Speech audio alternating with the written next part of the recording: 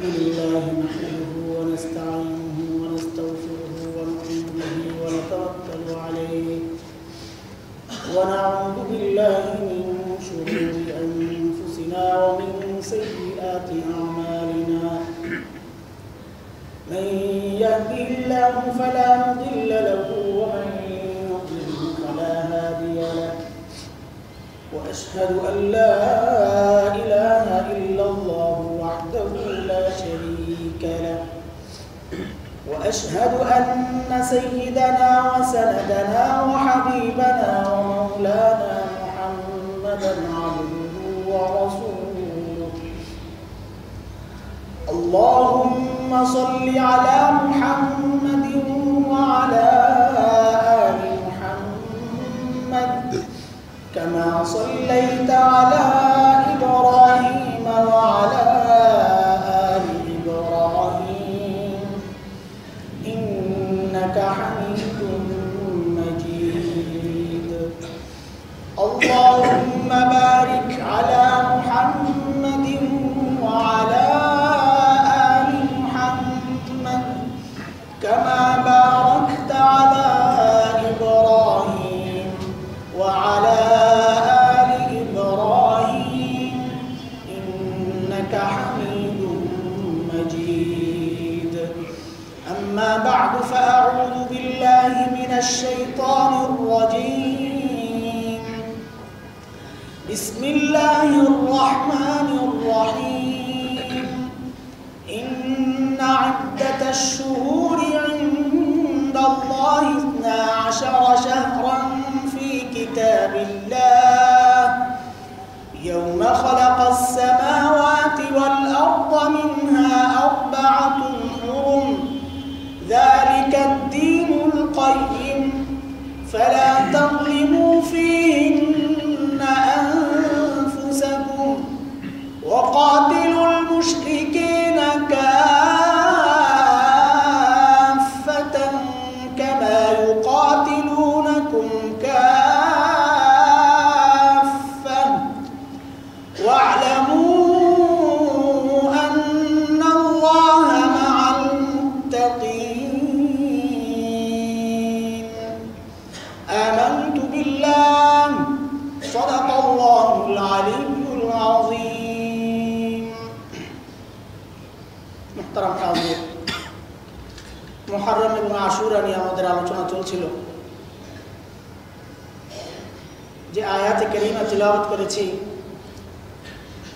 সূরা আত-তাওবার 36 নম্বর আয়াত এই আয়াতে রব্বুল আলামিন এই সম্পর্কে কিছু বলেছেন এর থেকেই আমাদের আজকের আলোচনা শুরু হবে ইনশাআল্লাহ আল্লাহ সুবহানাহু ওয়া তাআলা ইরশাদ করেন যে আল্লাহর কাছে মাসের গণনা হিসাব হচ্ছে 12 শাহরা 12 মাস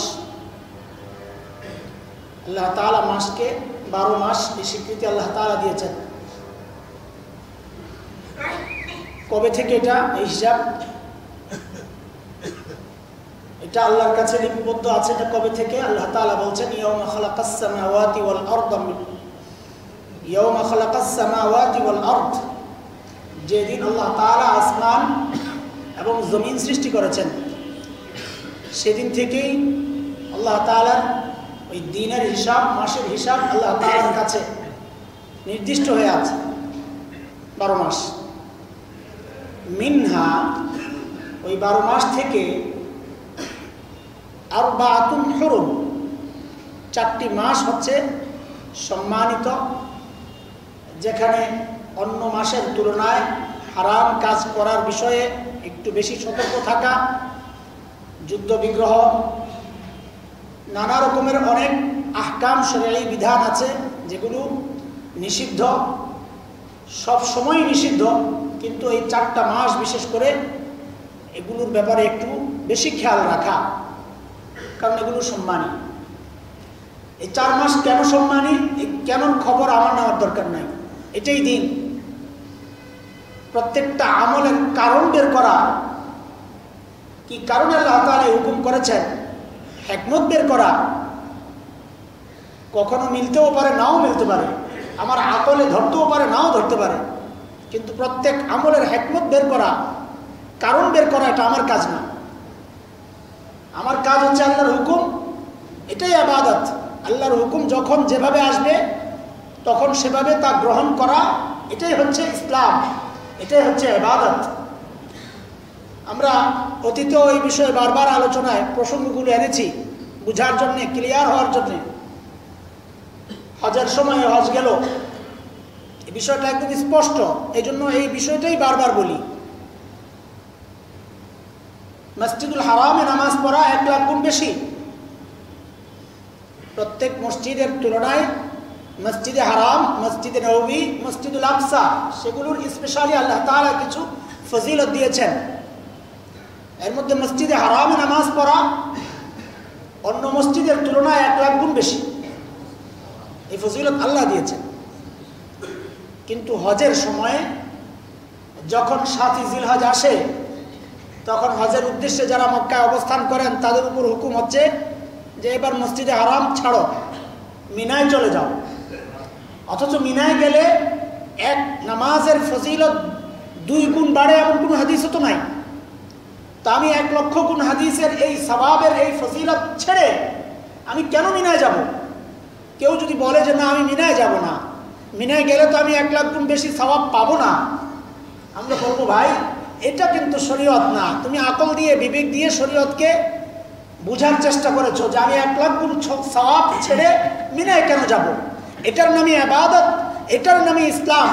যে আল্লাহ তাআলা যখন হুকুম করেছেন মিনায় যেতে হবে, তোমাকে মিনায় যেতে হবে। কি কারণ, সওয়াব কম না বেশি এটা তালাশ করার এটা আমার জিম্মেদারি না, এটা আল্লাহই ভালো জানেন। আল্লাহর হুকুম মানার নাম হচ্ছে ইবাদত। নামাজ পড়া এটা ইবাদত, কিন্তু যখন নির্দিষ্ট কিছু সময় আছে ওই সময়গুলোতে নামাজ না পড়া হচ্ছে ইবাদত। রোজা রাখা ইবাদত, কিন্তু ঈদের দিন রোজা না রাখা ইবাদত। বুঝা গেল রোজা রাখা না রাখার সাথে ইবাদতের সম্পর্ক না, ইবাদতের সম্পর্ক হচ্ছে আল্লাহর হুকুমের সাথে। আল্লাহ যখন হুকুম করেছেন রোজা রাখতে হবে, রোজা রাখা ইবাদত। আল্লাহ যখন হুকুম করেছেন রোজা রাখা যাবে না, রোজা না রাখা ইবাদত। ঠিক এই মাসগুলোর ফজিলত কেন, কি কারণ, এই কারণ বের করা আমার আপনার জিম্মেদারি না। এই কারণ বের করতে গিয়া বিশেষ করে মুহররমের মধ্যে তারও একটা দিন আশুরা ফজিলতওয়ালা দিন নিঃসন্দেহে, কিন্তু এর কারণ বের করতে গিয়ে আমরা যে সমস্ত বানোয়াট অথবা দুর্বল হাদিসের উপর ভিত্তি করে, অথবা মওদু বানানো হাদিসের উপর ভিত্তি করে, অথবা শিয়াদের মন গড়া উক্তির ভিত্তি করে, অথবা আমাদের দেশের একজন সাহিত্যিক মীর মুশাররফ সাহেব তার বিষাদ সিন্ধু ওই ইতিহাস সম্মিলিত উপন্যাস, ওই উপন্যাস পড়ে যখন আমরা ইতিহাস বুঝবো, শিয়াদের বানানো উপন্যাস পড়ে যখন আমরা কারবালার ইতিহাস জানবো, তখন তো এই জাতীয় বিভ্রান্তি সমাজে প্রতিষ্ঠিত হবে। ইতিহাস তো জানবো আমরা সহিহ সনদে, ফজিলত তো জানবো আমরা রাসূলের মুখে শুনে, আল্লাহ সুবহানাহু ওয়া তাআলার মুখে শুনে, সাহাবায়ে কেরামের মুখে শুনে। মন গড়া কেউ কোনো দিনকে ফজিলত দেওয়ার দায়িত্ব জিম্মাদারি আল্লাহ কাউকে দেন নাই। আল্লাহ যেই দিনকে ফজিলত দিয়েছেন ওই দিনই সম্মানী। আল্লাহ যে মাসকে রমজান আল মুবারক, এই মাসকে আল্লাহ সম্মানিত করেছেন, এটা আল্লাহ জানেন কেন করেছেন। লাইলাতুল কদরকে সম্মানিত করেছেন, আল্লাহ জানে কেন করেছেন। সমস্ত জমিনের মধ্যে মসজিদের জমিনকে আল্লাহ তাআলা সম্মানিত করেছেন, আল্লাহ জানে কেন করেছেন। এগুলো তালাশ করার জিম্মাদারি আমার না। আশুরার দিনকে আল্লাহ তাআলা এই 12 মাসের মধ্যে 4 মাস সম্মানী, জিলকাদ, জিলহজ, মুহররম, রজব।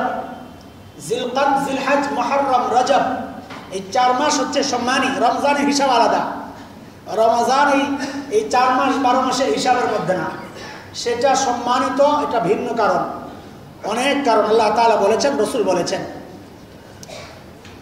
এই 4 মাসের মধ্যে মুহররম মাসটা স্পেশালি আরো বেশি সম্মানিত, কারণ মুহররমের রোজাগুলো, এটা হাদিসে আসছে, রাসূল করিম সাল্লাল্লাহু আলাইহি সাল্লাম বলেছেন আফজালুস সিয়াম বাদা রমাজান শাহরুল্লাহিল মুহররম, যে রমজানের পরে সবচেয়ে উত্তম রোজা হচ্ছে মুহররমের রোজাগুলো, বিশেষ করে আশুরার রোজা। আশুরা মানে 10ম দিন। আশুরা শব্দটা আমাদের সমাজে তার ব্যাখ্যা বিশ্লেষণ, মানে শব্দটা বললেই আমাদের মাথা দেমাগ চলে যায় কারবালায়। আশুরা শব্দ বললেই কারবালায় চলে যায়। মাথা চলে যায় কারবালা।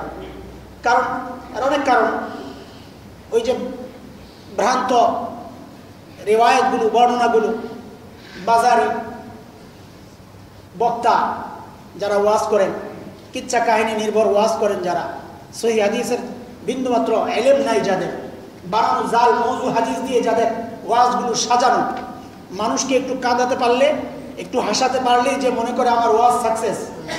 তার আমলের পরিবর্তন আসলো কিনা, আকীদার পরিবর্তন আসলো কিনা, আখলাকের পরিবর্তন আসলো কিনা, চরিত্রের পরিবর্তন আসলো কিনা, জীবনটা সুন্নতওয়ালা জীবন হলো কিনা, এইদিকে যার খেয়াল নাই, যিনি মনে করেন যে মানুষকে ওইভাবে একটু তার কানকে শান্তি করতে পারলেই বাস আমি সফল, এই কান শান্তি করতে গিয়া আল্লাহকে খুশি করার চিন্তা বাদ দিয়া মানুষকে খুশি করতে গেলে এরকম জাল মওযু বানানো জিনিসপত্র বলতেই হবে, এছাড়া বিকল্প নাই। কারণ সহিহ হাদিস বললে তো আমার কষ্ট আছে, সহিহ হাদিস বললে তো আমাকে বিদআত ছাড়তে হবে, সহিহ হাদিস বললে তো আমাকে শিরক ছাড়তে হবে, সহিহ হাদিস বললে তো আমাকে তাগুতের গোলামি ছাড়তে হবে, সহিহ হাদিস বললে তো আমার সুরত চেঞ্জ করতে হবে, আমার আখলাক চেঞ্জ করতে হবে, আমল চেঞ্জ করতে হবে, অনেক কিছুই চেঞ্জ করতে হবে, এগুলো কষ্ট আছে। আর ওই সমস্ত গল্প বানানো, গল্প, হিস্ট্রি, ইতিহাস, এগুলো বললে তো আমলের মধ্যে কোনো পরিবর্তন নাই।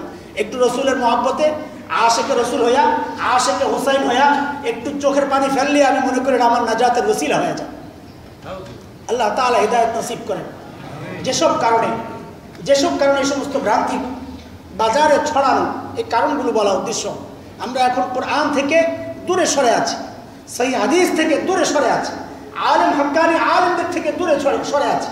বিভিন্ন জায়গায় মাহফিলে গেলে আমরা দেখি, যখন দেখি ওই গলাবাজ বক্তা আছে, তখন আমরা বিব্রত হই যে এখন মানুষ চলে যাবে, তার ওয়াজ শুনেছি তো এখন আমরা বসলে মানুষ চলে যাবে। কারণ আমাদের এই ফাটাবাস, গলা ভাঙ্গা, আমার জানেন আপনারা, এই কথাগুলো সবার ভালো লাগবে না। বিশেষ করে তো গ্রামের মানুষের, যারা ওই ঘুম নষ্ট করে এই শীতের রাতে আসে বসে থাকে যে একটু কণ্ঠটা কেমন একটু শোনার জন্যে, হেদায়েত পেয়ে যাবে, ওয়াজ নিয়ে আবার বাড়িতে যাবে, ওই চিন্তায় আসে না, ওয়াজ মাঠেই রেখে যায়, এই ওয়াজ আর বাড়িতে নিয়ে যায়, এইবার রেখে যায়। এই সমস্ত ভ্রান্তি, এই সমস্ত ভ্রান্ত মানুষগুলো থেকে আল্লাহ তাআলা এই সমাজকে হেফাজত করেন। আমাদেরও সচেতন হওয়া দরকার, আমাদেরও সচেতন হওয়া দরকার। দিন আমি কার কাছ থেকে নিচ্ছি, দিন আমি কার কাছ থেকে নিচ্ছি, কি নিচ্ছি, এই বিষয়ে আমাদেরকেও সচেতন হওয়া দরকার।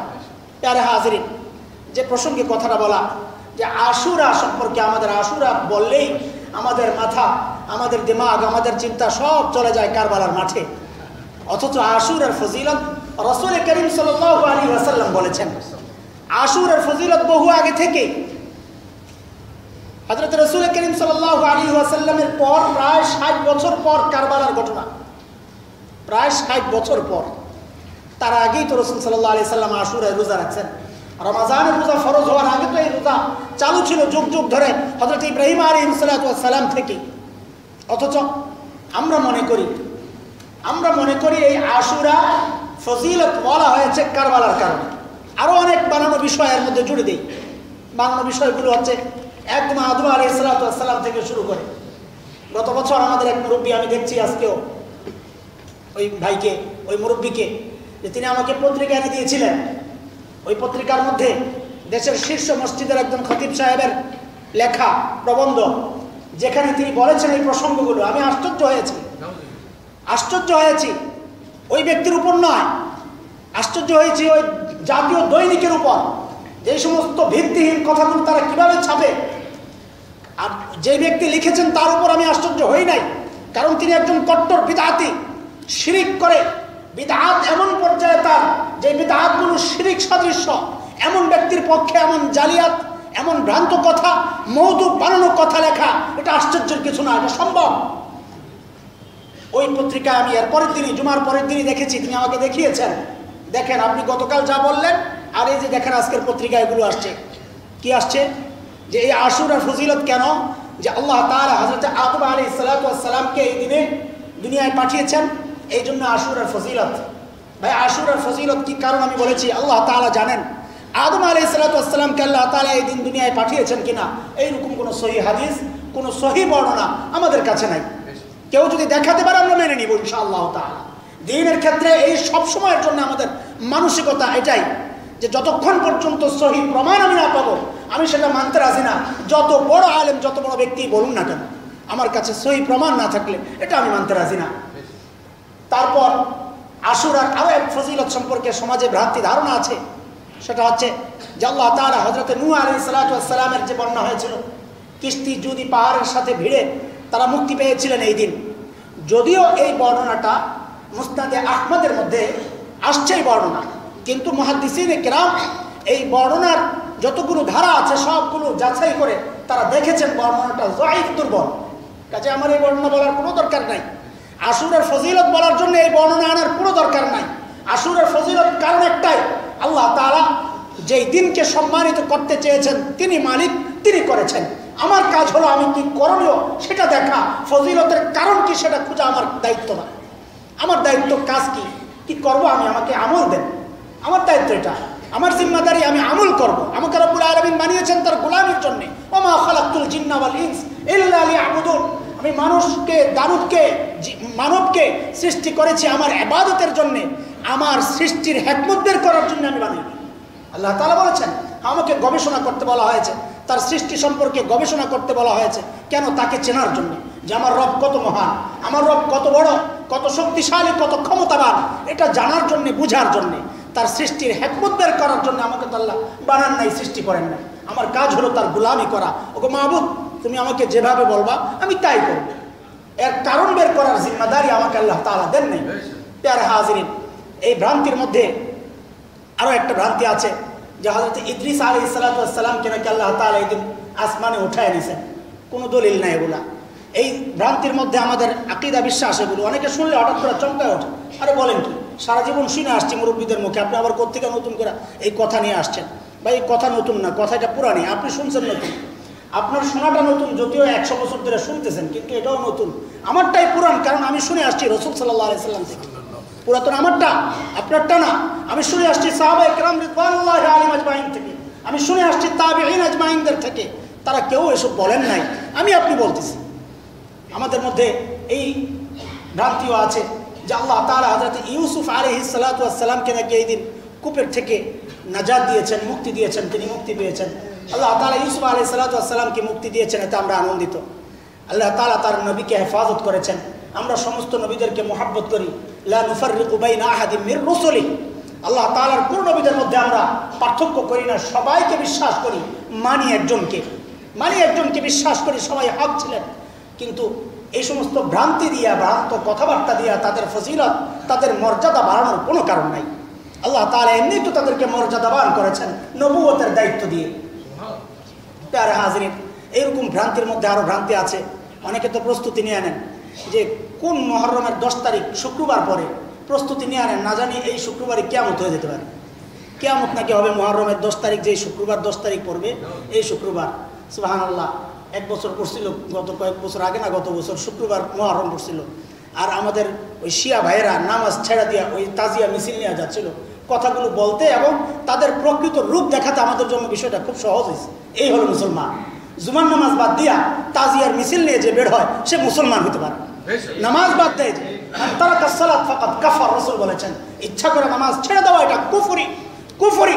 আর জুমার নামাজের মতো এমন গুরুত্বপূর্ণ নামাজ যেটা, জুমার নামাজের মতো এমন গুরুত্বপূর্ণ নামাজ যেটা, সে যে ইচ্ছা করে ছেড়ে দিতে পারে তাকে আর যাই হোক মুসলমান হিসাবে আমরা স্বীকার করতে রাজি না। প্রিয় বন্ধু হাজির, এটাও একটা ভ্রান্তি আমাদের মধ্যে যে আল্লাহ তাআলা এই দিন কিয়ামত দিবেন যদি 10 তারিখ শুক্রবার পড়ে যায়। এগুলোর কোনো সহি সনদ, কোনো সহি বর্ণনা আমরা আজও পাই নাই। কেউ যদি পেয়ে থাকার আমি বিশ্বাস করতে প্রস্তুত।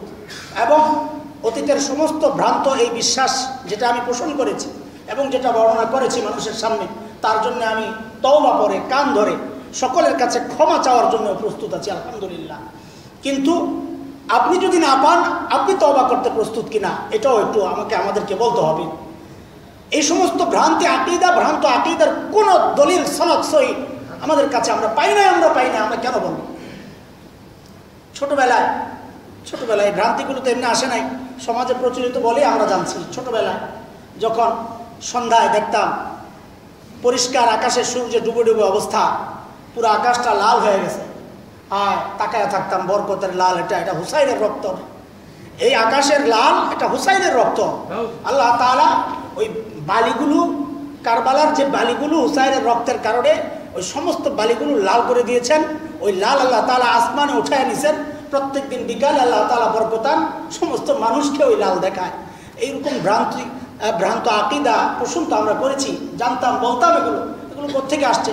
সমাজে এগুলো প্রচলিত আছে বলেই তো, ছিল বলেই তো এই সমস্ত কথাগুলো আসছে। এই মাসকে শোকের মাস হিসাবে আমরা ধরি। শোকের মাস, জেনে রাখেন, 3 দিন পর্যন্ত শোক করা ছাড়া আর কোনো শোক প্রকাশ করা মুসলমানের জন্য জায়েজ নাই। শুধুমাত্র স্ত্রী তার স্বামীর জন্য অতিরিক্ত কিছুদিন, যেটা শরিয়াত সম্মত, সেই নির্দিষ্ট দিন পর্যন্ত কেবলমাত্র স্ত্রী তার স্বামীর জন্য শোক প্রকাশ করবে।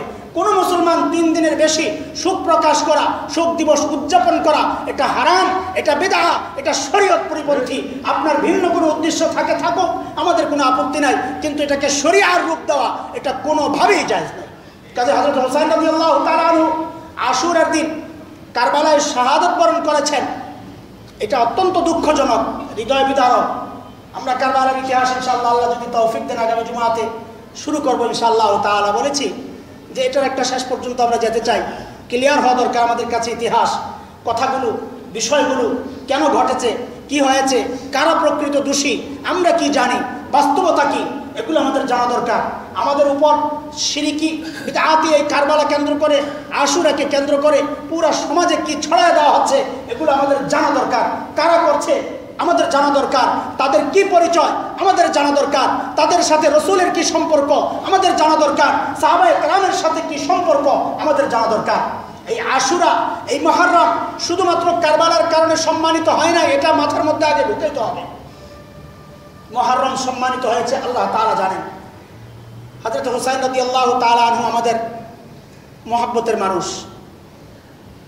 রসুলের মহব্বত যার প্রতি, আমাদের মহব্বতও তার প্রতি সোজা হিসাব। রসুল যাকে ভালোবেসেছেন আমরাও তাকে ভালোবাসি।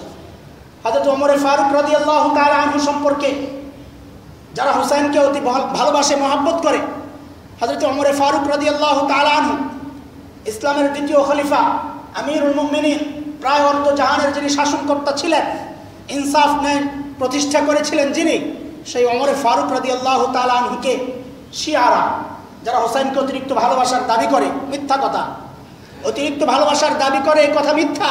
হুসাইনের হত্যার পিছনে কাদের হাত ছিল এটা আমরা প্রমাণ করবো ইনশাআল্লাহ তাআলা। এটা মিথ্যা। হুসাইনকে মহব্বত তারাই করে যারা হুসাইনের আদর্শকে লালন করে। হুসাইনকে মহব্বত তারাই করে যারা হুসাইনের নানাজির সুন্নতকে আঁকড়ায় ধরে, যারা নানাজির সুন্নতকে জবেহ করে, নানাজির দিনকে জবেহ করে, নানাজির উম্মতের মধ্যে ফাটল সৃষ্টি করে, নানাজির উম্মতদেরকে ইহুদিদের সাথে হাত মিলাইয়া দুনিয়া থেকে শেষ করে নিশ্চিহ্ন করে দেওয়ার ষড়যন্ত্র যারা করে, তারা হুসাইনকে ভালোবাসে। এই দাবি মিথ্যা, এই দাবি অসম্ভব কথা, এটা ভ্রান্ত কথা। হুসাইনকে মহব্বত তারাই করে যারা হুসাইনের নানার দিনকে দুনিয়ার বুকে প্রতিষ্ঠিত করতে চায়। প্যারে হাজরিন, হযরত হুসাইন রাদিয়াল্লাহু তাআলা আনহু সম্পর্কে বলছিলাম যে হযরত ওমর ফারুক রাদিয়াল্লাহু তাআলা আনহু, তোমরা যাকে ওমরকে গালি দাও, লানত করো, নাউযুবিল্লাহি মিন যালিক। ওমর সাধারণ মানুষ নয়।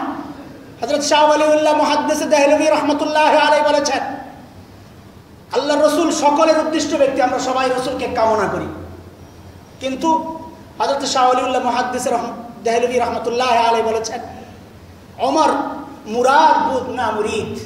আল্লাহু আকবার, ফারসি কথা। ওমর মুরাদ বুদ না মুরিদ। ওমর রাসূলের উদ্দিষ্ট ব্যক্তি ছিলেন, রাসূল আল্লাহর কাছে ওমরকে চেয়ে নিয়েছেন।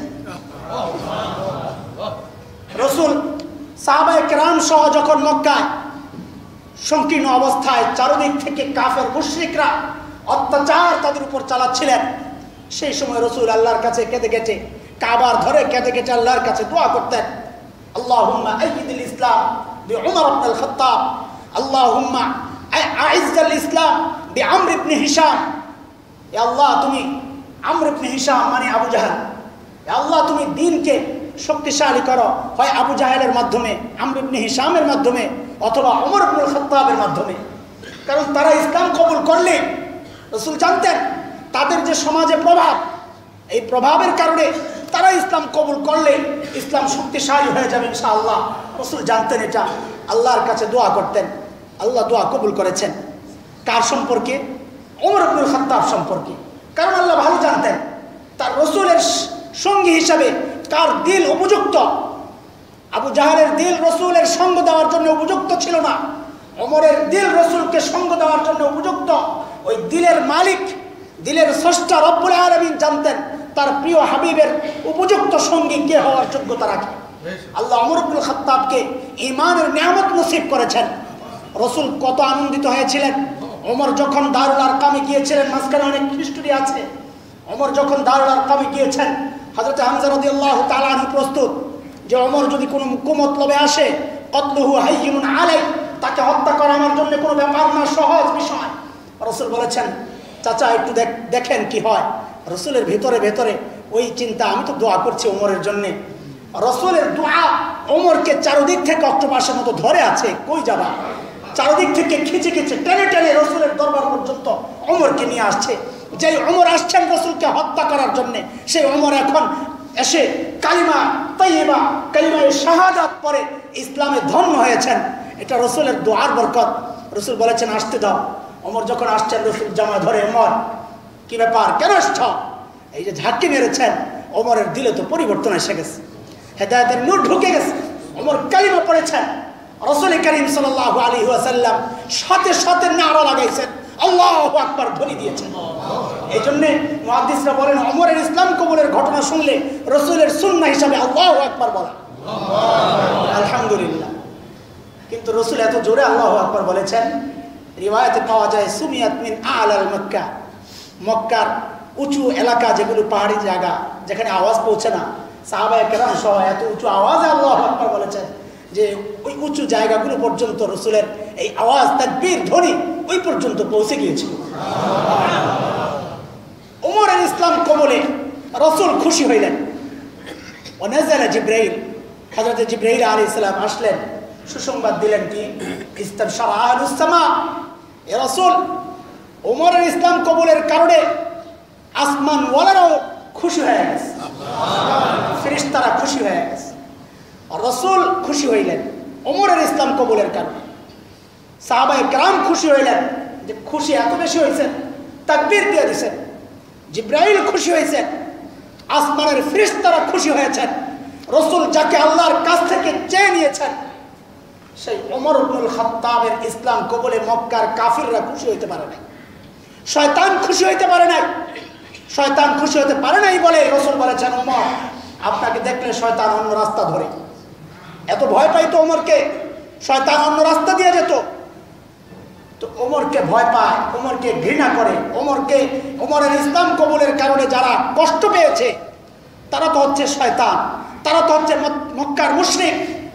বর্তমান সময়ে যদি কেউ ওমরকে ইসলাম ওয়ালা হিসাবে তার যদি কষ্ট লাগে, আর সে যদি ওমরের উপর লানত করে, আমরা বলবো রাসূলের খুশির সাথে তোমার খুশি তুমি মিলাইতে পারো নাই, সাহাবায়ে কেরামের আনন্দের সাথে তোমার আনন্দ তুমি মিলাতে পারো নাই, ফেরেশতাদের আনন্দের সাথে তোমার আনন্দ তুমি মিলাতে পারো নাই। তোমার ঘৃণা মিলেছে শয়তানের সাথে, তোমার ঘৃণা মিলেছে মক্কার কুফফারদের সাথে, মুশরিকদের সাথে। তোমার পরিচয় সেটাই, তুমিও কাফির, তুমিও মুশরিক। ওমরের শত্রু রাসূলের শত্রু, ওমরের শত্রু ইসলামের শত্রু। আমরা গত কয়েকদিন থেকে এই আলোচনা যখন চলছে, কোনো ভাই বিভ্রান্তিতে আছেন, এসে বলেন, হুজুর শিয়াদের বিরুদ্ধে আপনারা এইভাবে বলছেন, মুসলমানদেরকে আর কত ভাগ করবেন? ভাই মুসলমানদের ভাগ আটকানোর জন্য এই কথাগুলো বলা। আপনি শিয়াকে মুসলমানদের মধ্যে মনে করে ভাগ করেন কেন? শিয়াদেরকে মুসলমানদের অংশ মনে করে ভাগ করেন কেন? মুসলমানদেরকে তারা টুকরা টুকরা করছে। আব্দুল্লাহ ইবনে সাবার ইতিহাস পড়েন, ইহুদি বেটা, ইহুদির সন্তান আব্দুল্লাহ ইবনে সাবার ইতিহাস পড়েন। তাদের হাতে গড়া এই দলগুলো যারা সাহাবায়ে কেরামকে কষ্ট দিয়েছে, হযরত আম্মা জান আয়েশা রাদিয়াল্লাহু তাআলা আনহার উপর অপবাদ দিয়েছে, জিনার অপবাদ, নাউযুবিল্লাহ। যিনি রাসূল বলেছেন আহাব্বুন নাস, আমার কাছে সবচেয়ে প্রিয় মানুষ হচ্ছে আয়েশা। রাসূলের সবচেয়ে প্রিয় মানুষটাকে অপবাদ দিতে যাদের দিলে বাজে না, তাদের মুখে বাজে না, তাদের পরিচয় আর যাই হোক, ইসলামের পরিচয় আমরা তাদেরকে দিতে পারি। আমরা আয়েশাকে ভালোবাসি কেন? আমার রাসূল ভালোবাসতেন। আবু বকরকে ভালোবাসি কেন? আমার রাসূল ভালোবাসতেন। ওমরকে ভালোবাসি কেন? আমার রাসূল ভালোবাসতেন। হযরত ওমর ফারুক রাদিয়াল্লাহু তাআলা আনহু, হুসাইনের প্রসঙ্গ নিয়ে বলছিলাম। ইয়ামান থেকে কিছু কাপড় আসছে মদিনায়, হযরত ওমর রাদিয়াল্লাহু তাআলা আনহু সবাইকে বন্টন করে দিয়ে দিলেন, হাসান হুসেনকে দেন নাই। ওমর হাসান হোসেনকে দেন নাই। শিয়ার এই সমস্ত প্রসঙ্গগুলো এনে এনে টুকরা খবরগুলো আমাদেরকে দিয়ে দিয়ে আমাদেরকে বিভ্রান্ত করে যে ওমর হাসান হোসেনকে পছন্দ করতেন না। নাউজুবিল্লাহ মিন যালিক। হযরত হাসান হোসেন যখন খালি হাতে চলে যাচ্ছেন, ওমর তাকায় আছেন, তার কলিজা টুকরা টুকরা হয়ে যাচ্ছে। রসুলের এই কলিজার টুকরা রসুল বলেছেন এটা। হযরত হোসেন রাদিয়াল্লাহু তাআলা আনহু ফাতেমা রাদিয়াল্লাহু তাআলা আনহার ঘর থেকে বের হচ্ছেন। একটু চঞ্চল ছিলেন হুসাইন, ছোট। রসুলও বের হচ্ছেন। রসুল রিওয়ায়াতে পাওয়া যায় ধরার জন্য এভাবে হাত চারিদিকে ছড়াইছেন রসুল। হুসাইন দৌড়াদৌড়ি করতেছেন যাতে ধরতে না পারে। রসুল ধরে ফেললেন, থুতনির নিচে হাত রাখলেন, মাথায় হাত রাখলেন, কপালে চুমু খেলেন, বললেন হুসাইন আমার কলিজার টুকরা, হুসাইন আমার কলিজার টুকরা, রসুলের কলিজার টুকরা। আমরা অস্বীকার করি না, আমরা হোসেনকে মহাব্বত করি। হযরত ওমর হোসেনকে মহাব্বত করেছেন, কাপড় দেন নাই, কারণ ওই কাপড়গুলো হোসাইনের গায়ে জড়ানোর মতো উপযুক্ত ছিল না। সম্রাটের মেয়ে যুদ্ধের মধ্যে বান্দী হয়েছে, আব্দুল্লাহ ইবনে ওমর ছিলেন উপযুক্ত, এইরকম যুবক আরো ছিলেন। ওমর এই সম্রাটের মেয়ে কাউকে দেন নাই। ও শিয়ারা জেনে রাখো, হোসাইনের বংশ বিস্তার করেছে যেই নারীর সাথে তার সংসার হওয়ার পর, এটা ওমরের হাত ধরে ওমর ওই সম্রাটের মেয়েকে হুসাইন রাদিয়াল্লাহু তাআলা আনহাকে দিয়েছে, আমাকে দিয়েছেন। মহব্বতের কি দেখেছো তুমি? ওই কাপড় হুসাইনের গায়ে জড়ানোর মতো উপযুক্ত মনে করেন নাই ওমর। ওমর যখন দেখলেন হাসান হুসাইন বেজার মুখ নিয়ে চলে যাচ্ছেন, হযরত ওমর রাদিয়াল্লাহু তাআলা আনহু ইয়ামান থেকে আরো দামি কাপড় 2 জোড়া অর্ডার করে নিয়ে এসেছেন, তারপর তাদেরকে দিয়েছেন। এটা হচ্ছে ওমরের সাথে হাসান হুসাইনের সম্পর্ক। যুদ্ধ থেকে কোনো মাল আসলে, গনিমতের মাল আসতো, ভাতা, হযরত হাসান হুসাইন রাদিয়াল্লাহু তাআলা আনহুকে ওমর রাদিয়াল্লাহু তাআলা আনহু বেশি দিতেন অন্যদের তুলনায়। আব্দুল্লাহ ইবনে ওমর রাদিয়াল্লাহু তাআলা আনহু আসছেন, আব্বা আমি তো সিনিয়র পারসন, রসুলের সাথে আমি যুদ্ধ করেছি, তখন তো হোসাইন ছোট, আমাকে এত কম 500 দিরহাম, এদেরকে দিলেন 1000, আমার জন্য কম। তো তোমর কি বলেছেন, হুসাইন, হাসান হুসাইনের মতো বাবা তোমার আছে, হাসান হুসাইনের মতো মা তোমার আছে, হাসান হুসাইনের মতো নানা তোমার আছে, হাসান হুসাইনের মতো নানি তোমার আছে না, কাজেই তুমি তাদের সমান হওয়ার অধিকারও রাখো না, আশাও করবে না। নিজের সন্তানকে নিয়ে কথা বলেছেন। জোর জবরদস্তিমূলক কোনো দিন তিনি প্রতিষ্ঠা করেন নাই, কোনো বিধান তিনি প্রতিষ্ঠা করেন নাই, কাউকে ঠকান নাই। মৃত্যুর শেষ পর্যন্ত তিনি সে আদর্শ দেখিয়ে গেছেন। নিজের কবরটা হবে রসুলের পাশে, সঙ্গে আবু বকরের পাশে। আরজি পেশ করেছেন আয়েশা রাদিয়াল্লাহু তাআলা আনহার কাছে, সন্তান আব্দুল্লাহ ইবনে ওমরকে পাঠিয়েছেন, যাও অনুমতি চাও, আমি আমার বন্ধু আবু বকর, আমার প্রিয় নবীর সাথে শুইতে চাই, শেষ আশা, অন্তিম আশা জীবনের।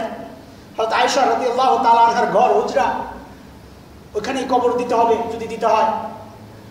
আব্দুল্লাহ ইবনে ওমর রাদিয়াল্লাহু তাআলা আয়েশা রাদিয়াল্লাহু তাআলা আনহার কাছে অনুমতি চেয়েছেন। আব্বা বলেছেন আপনি অনুমতি দিলে তার কবর এখানে হবে। আয়েশা ওমরকে মহব্বত করতেন। বর্ণনায় পাওয়া যায় হযরত আবু বকরের ইন্তেকালের পরেও আয়েশা এত কান্না করেন নাই যত কান্না করেছেন ওমর ইবনে খাত্তাবের ইন্তেকালের পর। আয়েশা বললেন, এটা আমি আমার জন্য রেখেছিলাম, কিন্তু ওমর চেয়েছে, আমি আর রাখতে পারি না, বলে দাও ওমরকে, এটা তারই জন্য, আমি দিয়ে দিলাম। কিন্তু হয়তো ওমর এতটুকু সন্তুষ্ট হন নাই, আশ্বস্ত হতে পারেন নাই। না জানি আয়েশা আমার ক্ষমতার ভয়ে, আমি দায়িত্বে আছি, আমি খলিফা, এই ভয়ে না জানি আয়েশা এই সিদ্ধান্ত দিয়েছে বাধ্য হয়ে। আব্দুল্লাহ ওসিয়ত করে গেলাম, আমার মৃত্যুর পর আমার লাশ আয়েশার দরজায় আবার নিবা, আবার অনুমতি চাবা। যদি আয়েশা মন থেকে দিয়ে থাকে তাহলে মৃত্যুর পরও সে সিদ্ধান্ত চেঞ্জ করবে না, আর যদি চাপে পরে দিয়ে থাকে আমার মৃত্যুর পর সিদ্ধান্ত আবার চেঞ্জ হতে পারে, নতুন করে আবার অনুমতি নিবা মৃত্যুর পর। এই আদর্শ দুনিয়ায় কোথায় দেখান? ওমরকে বলা হয় শিয়াদের পক্ষ থেকে তিনি জবরদস্তিমূলক আহলে বাইতকে তিনি বঞ্চিত করেছেন, নাউজুবিল্লাহ। আহলে বাইতের সম্মান রক্ষায় ওমর রাদিয়াল্লাহু তাআলা আনহুর মতো এইরকম ভূমিকা কেউ নিতে পারে না। সেই ওমরকে যারা হুসাইনের মহব্বতের দাবি তোলে, ওমরকে যারা গালি দেন, আবু বকরকে যারা গালি দেন, আম্মা জান আয়েশা রাদিয়াল্লাহু তাআলা আনহাকে যারা গালি দেন, তাদের পরিচয় আমরা মুসলমান বলতে আমাদের কষ্ট লাগে, কারণ আমরা রসুলকে ভালোবাসি, আসহাবে রসুল, রসুলের সঙ্গীদেরকে ভালোবাসি। প্যারে হাজিরিন, বলছিলাম কথাটা, আশুরা কারবালার জন্য সম্মানিত হয় নাই, আশুরা বহু আগ থেকে এটা সম্মানিত। বহু আগ থেকেই। বরং সত্যিকার ইলম যাদের আছে তারা বলছেন ভিন্ন কথা। বরং হযরত হুসাইন রাদিয়াল্লাহু তাআলা আনহুকে আল্লাহ তাআলা তার শাহাদাতকে এমন মুবারক দিনে কবুল করে তাকে সম্মানিত করেছেন। আশুরার সম্মান বাড়ে নাই, হুসাইনের সম্মান বেড়েছে আশুরার দিনে শাহাদাত তার নসিব হওয়ার কারণে। আমাদের জন্য এই আশুরা কোনো বিদআত নতুন করে যেন আমাদের সামনে পেশ না করে, আমরা সতর্ক থাকবো ইনশাআল্লাহ তাআলা। আমাদের জন্য আদর্শ হচ্ছে আমাদের রাসূল করিম সাল্লাল্লাহু আলাইহি সাল্লাম। তিনি রোজা রেখেছেন, মদিনায় গিয়ে দেখেছেন ইহুদিরা রোজা রাখে। রাসূল জিজ্ঞেস করেছেন ইহুদিরা এই দিনে কেন রোজা রাখে? বলে হযরত মূসা আলাইহিস সালাতু ওয়াস সালামকে, এই একটা রিওয়ায়াত আশুরা সম্পর্কে সহিহ। হযরত মূসা আলাইহিস সালাতু ওয়াস সালাম এবং তার কওম বনি ইসরাইলকে আল্লাহ তাআলা ফিরআউন এবং তার কওম কিবতীদের হাত থেকে পানাহ দিয়েছেন, মুক্তি দিয়েছেন এই দিনে। এর শুকরিয়া আদায় করে ইহুদিরা রোজা রাখে আশুরার দিন। রাসূল করিম সাল্লাল্লাহু আলাইহি সাল্লাম বললেন মূসা আলাইহিস সালাতু ওয়াস সালাম তার সম্মানে রোজা রাখা, এটা তো আমার উপর, আমি আরো বেশি হকদার, আমরাও রোজা রাখবো আশুরা। কিন্তু রাসূল দেখলেন আমলের দিক থেকে ওই ইহুদিদের সাথে আমল মিলে গেল। মুসলমান আমলের দিক থেকে ইহুদিদের সাথে আমল মিলে গেল। রাসূলের দিলের মধ্যে এটা পছন্দ লাগে নাই। রাসূল তো বারবার বলেছেন বিভিন্ন জায়গায়, বুখারীর স্পষ্ট রিওয়ায়াত, খালিফুল মুশরিকিন, সব বিষয়ে তোমরা মুশরিকদের খিলাফ করো, মুশরিকদের খিলাফ করো, আকীদায়, বিশ্বাসে, আমলে, চলনে, বলনে, সবকিছুতে মুশরিকদের খিলাফ করো, তাদের সাথে কোনো সম্পর্ক নাই আমাদের। এখানে ইহুদিদের সাথে সম্পৃক্ততা, একটা সাদৃশ্যতা দেখা যায়। একদিনই আমরা রোজা রাখছি, রাসূল আকাঙ্ক্ষা পেশ করলেন আগামী বছর যদি আমি বেঁচে থাকি এই আশুরার সাথে আরো একটি রোজা আমি মিলাই আনি, যেন ইহুদিদের রোজার সাথে মুসলমানদের রোজা না মিলে যায়। কারণ কেন এটা? কারণ আল্লাহ তাআলা ইসলামকে সমস্ত দ্বীনের উপর শ্রেষ্ঠত্ব দিয়েছে। মুসলমান, তোমার কাছে তোমার অন্তরে ইসলামের শ্রেষ্ঠত্ব না থাকতে পারে, আমার রাসূলের ছিল। রাসূল জানতেন আল্লাহ তাআলা মুসলমানদের সমস্ত আমলকে সমস্ত দ্বীনের ধর্মের মানুষের আমলের উপর শ্রেষ্ঠত্ব দিয়েছেন। রাসূল এই শ্রেষ্ঠত্ব অক্ষুণ্ণ রাখার জন্যে, এটা প্রতিষ্ঠিত দেখানোর জন্যে, যেটা ঠিক, ইহুদিদের থেকে নিজের আমলকে আলাদা করে নিলেন। কিভাবে? যে আমরা 10ই মুহররমের সাথে 9 মুহররম অথবা 9-10 অথবা 10-11 আরো একটি রোজা আগে পরে মিলায়া আমরা 2টা রোজা রাখবো আগামী বছর। কিন্তু দুঃখের বিষয়, ওই বছর রাসূল ইন্তেকাল করেছেন, এর পরের বছরের মুহররম আশুরাকে রাসূল আর পান নাই। কিন্তু সাহাবায়ে কেরাম, তাবিঈন, সালাফে সালেহিন রাসূলের ওই আকাঙ্ক্ষা অনুযায়ী 2 দিন রোজা রাখতেন, 9-10 অথবা 10-11। এটাই হচ্ছে আমাদের একমাত্র করণীয়, আর কিচ্ছু নাই। রাত জাগার কোনো আমল নাই আশুরায়। আপনি সারা রাত ইবাদত করেন, কিন্তু আশুরা হিসাবে কোনো আমল নাই, আশুরার কোনো নামাজ নাই, আশুরার ভিন্ন কোনো আমল নাই। ওই যে খিচুড়ি পাকানোর আশুরার আমল আমাদের দেশে খিচুড়ি পাকায়, আমরাও দেখেছি, এগুলোর কোনো আমল নাই। ভালো খাবারের ব্যবস্থা এই দিনে করা, এটা একটা দুর্বল বর্ণনায় পাওয়া গেলেও এর কোনো ভিত্তি নাই। ইমাম আহমদ বিন হাম্বল রাহমাতুল্লাহ আলাইহি বলেছেন এই হাদিস দুর্বল, একেবারেই দুর্বল। কাজে এগুলোর উপর চিন্তা করা আমাদের কোনো দরকার নাই। আমাদের কাজ একটাই, রাসূল যেটা করেছেন সেটা হচ্ছে রোজা রাখা। এটা অত্যন্ত ফজিলতের আমল, কারণ রাসূল বলেছেন আহতাসিবু আলাল্লাহ আন ইউকাফিরা সানাতা আল্লাতী ক্বাবলা, যে আল্লাহর কাছে আমার একটা আশা, আমি আশাবাদ ব্যক্ত করলাম যে এই দিন যারা রোজা রাখবে আল্লাহ তাআলা পেছনের বছরের সমস্ত সগীরা গুনাহগুলো মাফ করে দেবে। কাজে এই সুযোগ আমরা হাতছাড়া করব না। এটা একটা বিষয়। আরেকটা বিষয়, সবচেয়ে পালনীয় বিষয়, যেটা আজকের মূল কথা আপনাদের কাছে আমার, রাসূল কিন্তু ইবাদতের ক্ষেত্রেও লক্ষ্য রেখেছেন কোনোভাবেই যেন ইহুদি নাসারাদের সাথে আমাদের মিলজুল না হয়ে যায়। ও ভাই, আজকে আমি কোথায়, রাসূল কোথায়, আমি কোথায়, ইসলাম কোথায়? আজকে আমার পোশাক ইহুদিদের মতো পোশাক হলে আমি নিজেকে আধুনিক মনে করি। আজকে আমার পায়জামা যদি টাকনুর উপরে ওঠে আমাকে শেকেলে বলা হয়। আজকে আমার মুখে দাড়ি আসলে আমাকে শেকেলে বলা হয়। আমাকে বিদ্রুপ করা হয় আমার পরিবার থেকে, আমাকে বাধ্য করা হয় দাড়ি কাটার জন্য। কোথায় আমি, কোথায় ইসলাম, কোথায় আমার রাসূল? যে রাসূল বলেছেন খালিফুল মুশরিকিন কাসসুশ শারিব ওয়াসুল্লাহা, মুশরিকদের খিলাফ করো, দাড়ি লম্বা করো, মুছ কাটো, এটা মুশরিকরা করে, তোমরা তাদের বিরোধিতা করো। আমি কোথায় আছি? যে রসুল ইবাদতের ক্ষেত্রেও ইহুদিদের সাথে মিলে যায়, এই আমল ছেড়ে দিয়েছেন, ছেড়ে দেওয়ার আশা ব্যক্ত করেছেন, সেই রসুলের উম্মত হয়ে আমি আবার হুসাইনকে মহব্বত করি, দাবি করি, অথচ আমার সমস্ত আমল ইহুদিদের সাথে মিলে যায়। আমার ওই তাজিয়া মিছিল হিন্দুদের সাথে মিলে যায়, আমার একটু চিন্তা নাই। আমরা ওই সমস্ত প্রতীকী মিছিল বের করে তাকে চুমা দেই, তার থেকে বরকত গ্রহণ করি, শিরিক করি, এগুলা হিন্দুদের ওই রথযাত্রার সাথে পুরোপুরি মিলে যায়। আশ্চর্য কথা, আমি হুসাইনকে মহব্বত করি, আমি রাসূলকে মহব্বতের দাবি করি। মহব্বতের দাবি একটাই, আল্লাহ বলেছেন যেটা সূরা আলে ইমরানের মধ্যে, কুল ইন কুনতুম তুহিব্বুনাল্লাহ ফাত্তাবিউনি ইউহিব্বুকুমুল্লাহু ওয়া ইয়াগফির লাকুম যুনুবাকুম ওয়াল্লাহু গফুরুর রহিম। নবী, মহব্বতের দাবি যদি কেউ করে, আমাকে মহব্বত করে, আপনি তাদেরকে বলে দেন, মুখে মুখে বলা মহব্বত করি, এটাকে মহব্বত বলে না। এই মহব্বত আবু লাহাব দেখিয়েছিল, এটার নাম মহব্বত না। মহব্বত হচ্ছে যদি মহব্বতের দাবি করে তাদেরকে বলেন ফাত্তাবিউনি, তারা যেন আপনাকে ইত্তেবা করে। আপনি বলেন তাদেরকে, আমার অনুসরণ করো, আমার অনুকরণ করো, আমার লিবাস ধারণ করো, আমার আখলাক ধারণ করো, আমার আমল ধারণ করো, আমার আকীদা বিশ্বাস ধারণ করো। আমাকে যদি ফলো করতে পারো তাহলে বুঝবো তোমরা আমাকে মহব্বত করো। প্রতিদান আল্লাহ তাআলা দিয়ে দিবেন, আল্লাহ তোমাদেরকে ভালোবাসবেন, তোমাদের অপরাধগুলোকে আল্লাহ তাআলা মাফ করে দিবেন। মহব্বত কাকে বলে? মুখে মুখে বলার নাম মহব্বত না। আমরা রসুলকে মহব্বত করি, কাজে রসুলের সুন্নাহকে আঁকড়ে ধরা, এটাই হচ্ছে প্রকৃত মহব্বতের প্রমাণ। আমরা ইহুদিদের সাথে আমাদের আখলাককে পরিবর্তন করবো ইনশাআল্লাহ। ইহুদিদের পোশাক থেকে আমাদের ভিন্ন পোশাক হবে ইনশাআল্লাহ। ইহুদিদের শরীরের অবয়ব থেকে আমাদের শরীরের অবয়ব চেঞ্জ হবে ইনশাআল্লাহ তাআলা। আমার চেহারা মুশরিকের চেহারা হবে না, আমার চেহারা ইহুদির চেহারা হবে না, আমার চেহারা খ্রিস্টানের চেহারা হবে না, আমার চেহারা হবে রাসূল করিম সাল্লাল্লাহু আলাইহি ওয়াসাল্লামের চেহারা। একটা দৃশ্যমান সুন্নাত নিয়ে কবরে যেতে প্রস্তুত আছে কিনা ইনশাআল্লাহ? ইনশাআল্লাহ। আল্লাহ আপনি আমাদের বিশেষ করে যুবক ভাইদেরকে এই অনুভূতি, এই মহব্বত তার দিলের মধ্যে বসায়া দেন, যেন তিনি রসুলকে মহব্বত করে, রসুলের ইজ্জত সম্মানকে প্রাধান্য দিয়ে এই দাড়ির আমলটা সে করে নিতে পারে। আল্লাহ আপনি কবুল ও মঞ্জুর করেন। এটাই হোক এবারের আশুরা, এবারে মুহররমের, এটাই হোক আমাদের জন্য আহ্বান, এটাই হোক আমাদের দাবি, এটাই হোক আমাদের আমলের করণীয় বিষয়, যে আমরা ইহুদি নাসারা মুশরিকদের সাথে আমাদের আখলাক, আমাদের লিবাস, আমাদের চলন বলন সব কিছুকে আলাদা করে নেব ইনশাআল্লাহ। আল্লাহ তাআলা সে তৌফিক এনায়েত করেন। আমিন। ওয়া আখিরু দাওয়ানা আলহামদুলিল্লাহ।